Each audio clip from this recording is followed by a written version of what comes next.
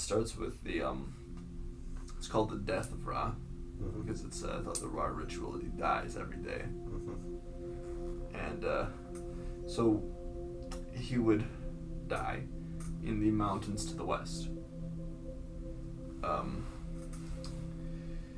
At which point, apparently, wherein he'd be mourned by the sacred apes, which is an interesting start. Yeah, really. Mourned by the people die, and the sacred apes would mourn him. Yes. What? What are the sacred apes? This is Egypt. Yeah. There's no jungles in Egypt. There's enough contact with like the Ethiopians and stuff. Would have been aware of apes. Fuck the Ethiopians. Wait, so Ra would set as the sun and die?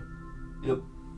And then sacred apes would mourn him, bro? Yeah, that's the beginning. He would die in the mountains of the sacred apes. That's freaking cool. What do they represent, you think? Core of humanity? Or like most with my apes, story. it's usually pre-humanity, like biological humanity. Yeah. Id. Ooh. This journey is divided into 12 parts for the hours of the day. So this starts with hour 1, where Ra journeys down the mountain in a river. Now he's underground, right? He's in the subconscious. In a river that's it's totally dark, but the river's illuminated by snakes. Alright, so he journeys down a river, which is illuminated by snakes. Yeah. Then he, at the end of the first hour, I think there's a word for him, but whatever. The first hour, he comes to a gate, which is guarded by 3 fire-breathing snakes. The guardian snakes. Whoa! Yeah, in order to pass through the gates, Ra has to invoke the secret name of the snakes. This is so much better than anything on TV currently. This is a really Dude, the Egyptians were on point, bro. So he has to invoke the name of the snakes to pass through the gate. And once he passes through the gate, he's considered to be really... So he has to say Satan, kinda, in a way. Well, these snakes are a symbol of chaos, besides just being a symbol of evil. Okay. So you gotta consider them as both. Okay. The point is you have to invoke the true name of the snakes, and after that he's considered to have really passed the threshold. The first hour is kind of the threshold. So then we pass into hour 2. And crucially, the next couple hours are part of the domain of Osiris the Judge. So actually, this is relevant to that because Osiris is the father. He's the father Archetype? deity. You know what I mean? Okay. He's the founder in ancient Egyptian myth. He's the founder of Egypt. He's the first king of Egypt. He gets killed by Set, and then Horus replaces him as the Horus is Osiris' son usually, sometimes younger brother, overthrows Set, and Set had cut Osiris up to pieces and scattered him about the earth. Okay. So we'll skip past that detail. Yeah. So Set Set is overthrown by Horus, and Horus gathers up all the pieces, wraps them together in bandages like a mummy, and then he's sent down to the underworld forever because he's dead. He can't come back. Okay. So he's sent down to the underworld forever to be the king of the underworld. Okay. And Osiris, who was blind, is given one of Horus's eyes so that he can see. Cool. So that's a cool bit. But the point is Osiris becomes the father after that point. He's dead, he's in the underworld, but he's the first king of Egypt. How? What do you mean? How is he the king of Egypt if he's in the underworld? He was the king of Egypt. Oh. He's the first king of Egypt. Okay. Yeah. So he's the archetypal father. Gotcha. And so then now we enter the domain of Osiris the Judge in the underworld. Okay. And if we pass through the gate, we're in a domain called the Hall of Kings. Where there's past great people or something like that. As you keep going So down. there's just people from even ancient Egypt. Right, so they live on forever in the Hall of Kings. Yeah. Yep. Dude, is there any record of these people actually existing? No. No. I mean, the Hall of Kings is just an amorphous thing. There's no specific account of who's in the Hall of Kings. That'd be dope if there was, bro. The freaking ancients of Egypt? That's insane. I mean, I wouldn't discount some priest, like, writing down some, like, long inscription. It was a very theocratic society, so it's quite possible that that a lot of pharaohs are written down as being in the Hall of Kings, but, like... That's somewhere. Has it been found, or it's got to be somewhere? I think it would be a translation thing, mostly. It'd be hard to do with all those names, but maybe there's something like that. But it would just be a political move anyway, you know? Yeah. But, yeah, Egypt was a weird society. Little detour here, let's just mention this. Nah, they're normal. It was one of those early irrigation-based societies. Irrigation-based societies are like basically what Mad Max is based on. Yeah. Jesus Christ. Cause they would just fight over water. Yeah. On horses instead of oil with cars. So they were super, super theocratic and totalitarian to a ridiculous extent because they controlled all the water. Yeah. So they just created these cults of personalities where but like not really for them but for their dynasty where they were all gods. Mm-hmm. That's why the first king of Egypt gets to be Osiris, the deity, you know. Yeah. But first pharaoh of Egypt, right? Egypt was freaking whack, dude. Right there's real intelligent. So that's yeah, it's a really crazy place. Like, I mean, consider the fact that in a lot of these irrigation societies, Egypt was a pretty big one, so you couldn't really do this, but in a lot of them, the walls were there to keep people in. Yeah, that doesn't exist yet in at least the European countries. Yeah. So that's yeah, they're weird societies, but where were we at? yeah, moving back, we're on the Hall of Kings, hour 2. Hour 3, I feel like there's a word for these that besides being hours, but whatever. Hour 3 is the hour of the one god. It's when you pass, you know, at the end of that hour is when you come across Osiris the judge. Mm-hmm. There's not a whole lot to it other than that. It's just Ra comes across Osiris the judge, who's the deity of like fathers and whatever. And then we enter So our... I don't get it. He's just an intense father figure that's scary, or what? Yeah, I mean, he rules the underworld. Okay, so He's the devil judge of, like... going to hell. Going to, heaven or hell or whatever. Yeah, but, you know, not that, but which part of the underworld you go to. Okay. But that's kind of like a thing, because it's like, it implies that being the judge here means you're getting judged by your ancestors, by the culture you come from.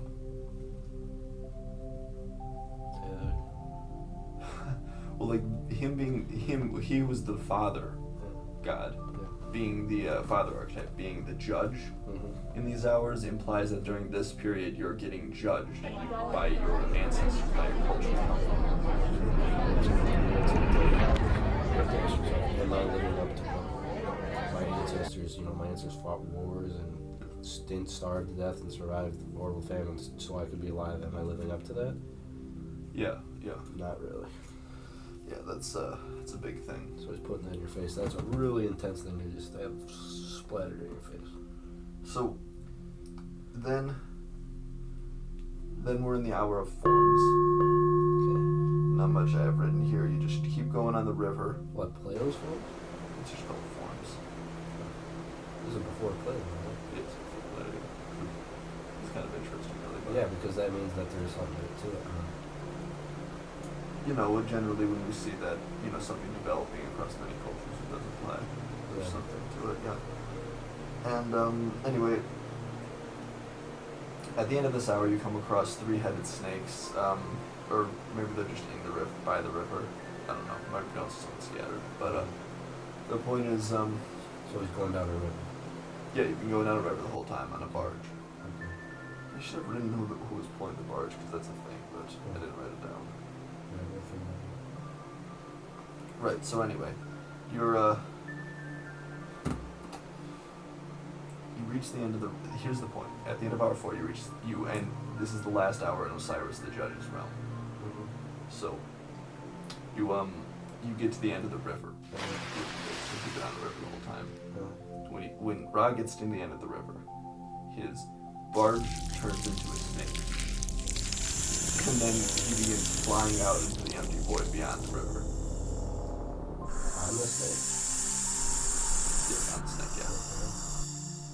So this is, it's like, so now we're in hour 5. That's going fully into chaos, or what? I mean, I guess the implication would be you've gotten so far into the, like, into this realm that, you know, maybe this is why you call it forms. It's the last hour where you have forms before, you know what I mean? Up till now, it's been pretty tame stuff comparatively. You're on a river, you're talking to people, you know what I mean? You're on a boat. You're just in total wild land. Yeah.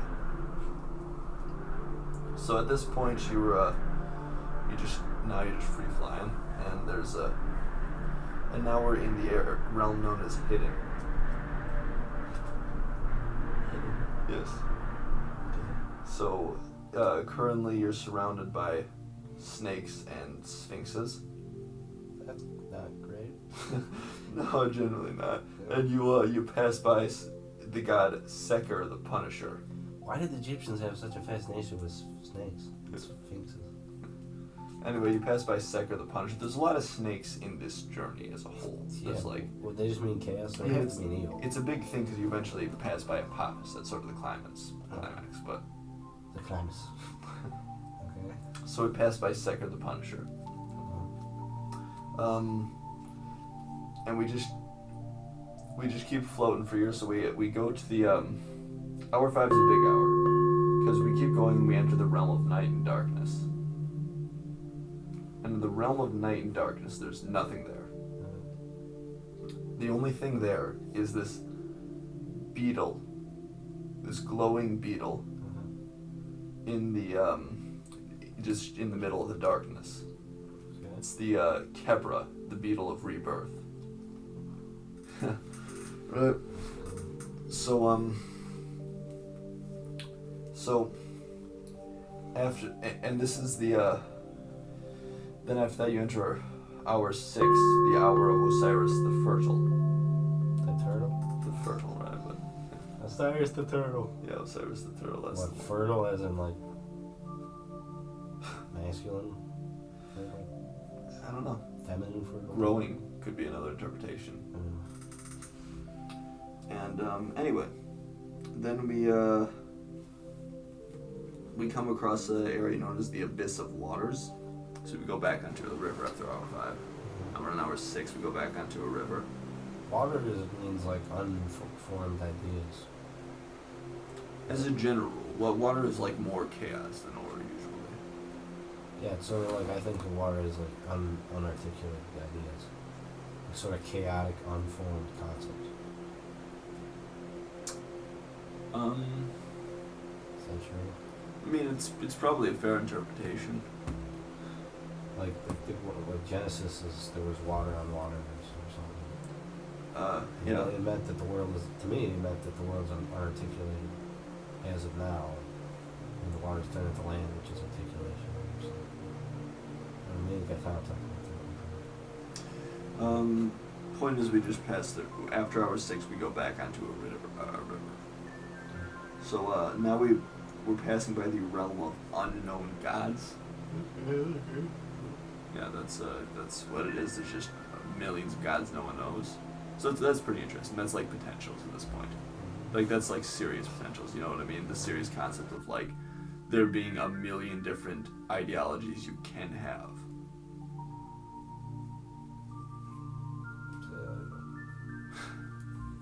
So like you can have a billion different belief systems, a billion different core beliefs. And there's been a billion, but like there's an infinite amount of potential belief systems you could have. And that's the vibe I'm getting with the realm of unknown gods. Yeah. Is like you're passing by all the gods that could be gods. Yeah. But aren't. So it's all the ways you can live life. Is it? Yeah, something like that. It's all the ideologies you can kind of subscribe to. Yeah. It's all the sides of your personality. Yeah. It's all the things you can worship. So what's the stupidest thing to worship? What? Can you worship a tomato? Well, we got a beetle in here that's pretty important. Alright, continue. So we pass by the Great Lion here too. And at the end of hour 6, we pass by the 3 shrines. A shrine is a throne, right? No. What's a shrine? It's like a monument. It's like, a testament. Yeah, I understand that vocabulary. I didn't understand shrine. Shrine. You should probably know monument, Ted. Now we enter hour 7, the secret cavern. This is the big hour. So at this point,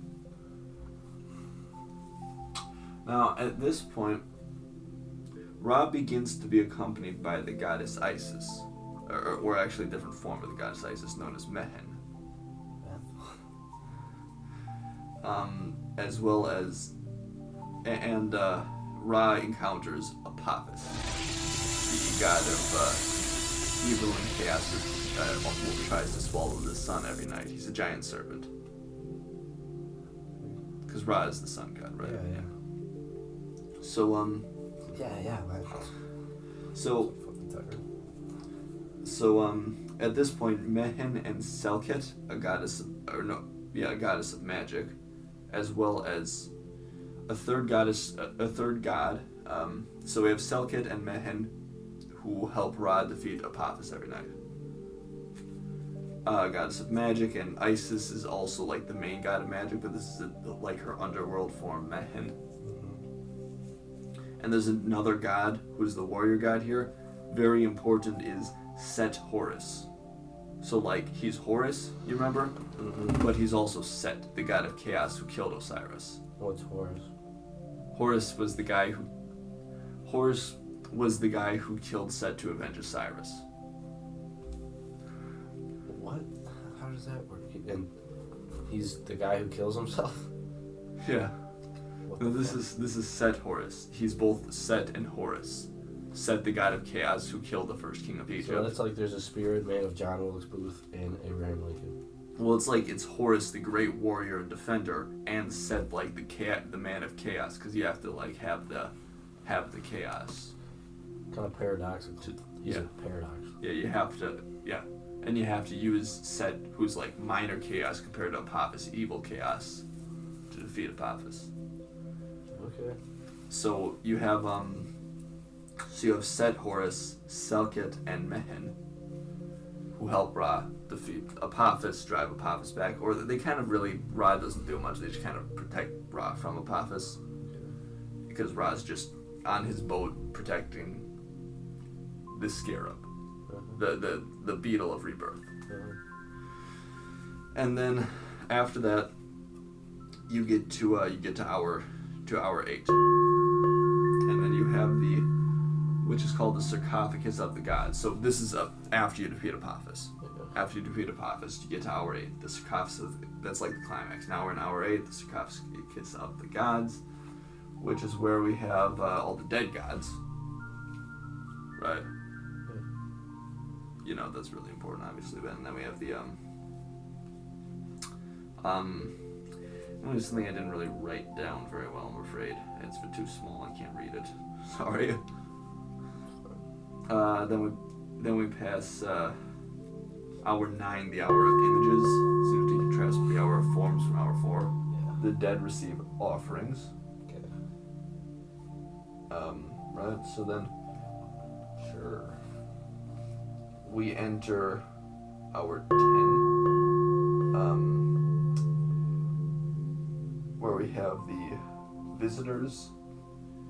The boat begins to be towed by a snake. A god who's a snake. Sure, man.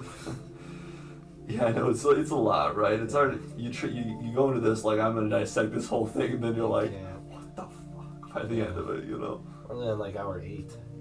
No, we're on hour 10. Okay. Yeah. Clearly this whole thing's an acid trip. Alright. Clearly 12 hours. Well, yeah, it's like 12 hours of the night. Alright, so like you did hallucinogens. At the end of hour 10, as they're going at hour 11, yeah. the Scarab, the Beetle of Rebirth, Kepra, that we got in hour 5. John or Paul? Ringo. Yeah. So Kepra merges with Ra at the end of hour 10. Okay. Well, he's the Beetle of Rebirth. Ra dies at the beginning, so this is kind of important. And then the sun rises. That's where we're heading with this. We got hour 11 is where the evil people are tormented. Okay. At this point, we're being towed by a serpent still. Then we get to the mouth of the cavern, which is where we enter hour 12. Ra is reborn, the life of the gods.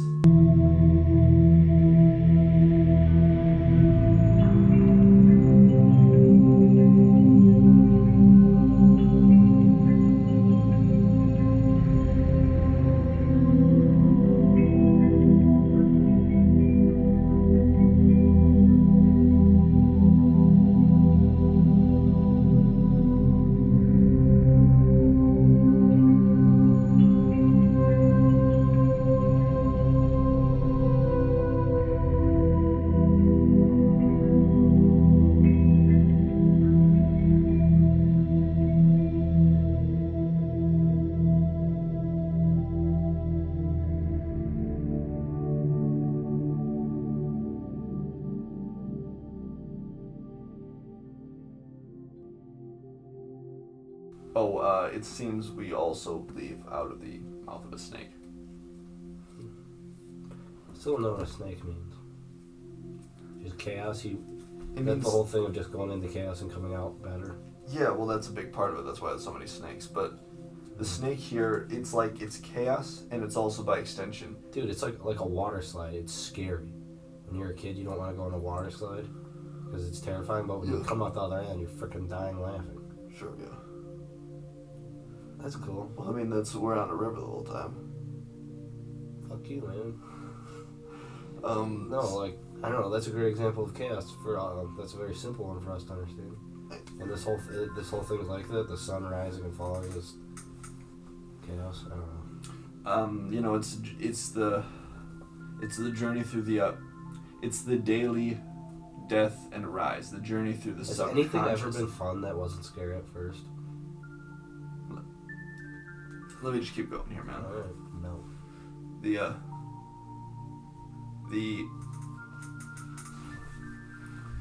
This is kind of Ra's journey. It's ritualistic. It's every day. Because every day. Identities require. I thought this was one time you did that. No, every day. Jesus. Every night. That's why it's 12 hours long. Jesus. So it's ritualistic. So what it is like identities require constant improvement. You have like a conscious, but you always have these subconscious things. You always have to go in and revise yourself and break up your current identity to make it better. So this is the journey through the subconscious, the death of the old identity and the birth of the new. And when you sleep at night, your dream is doing this for you. Your dreams kind of go through your subconscious for you. That works, which is probably why it's associated with night with Ra. Yeah. So that's why we have the Beetle of Rebirth, but we have this chaos thing. The chaos is what's outside of your identity, for one thing, right? So that so this is like, because the identity is an order, a person is an order. So it's like, so much like the reestablishment of an order, and when you reestablish an identity, when you rebirth an identity, that's going through chaos. So the chaos becomes the subconscious. Yeah. So, and the other thing is, chaos is also evil here, because which is really relevant to this, because you can get swallowed by chaos when you're trying to rebuild yourself. Apophis tries to swallow you on hour 7, right?